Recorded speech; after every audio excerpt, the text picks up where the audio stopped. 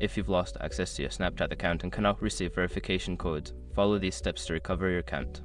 This guide will help you regain access without needing those codes. Step 1. Open Snapchat app. Before starting recovery, use the srock.com link in the description to open the account recovery checklist generator and make sure your verification details are ready. Step 2. Select Forgot Your Password. On the login screen, tap on the Forgot Your Password link. This will direct you to the password recovery options. Step 3. Choose Recovery Method. You will be prompted to select how you want to recover your account. Choose the option that allows you to recover via your email instead of phone number. Step 4. Check your email. Go to your email inbox and look for an email from Snapchat.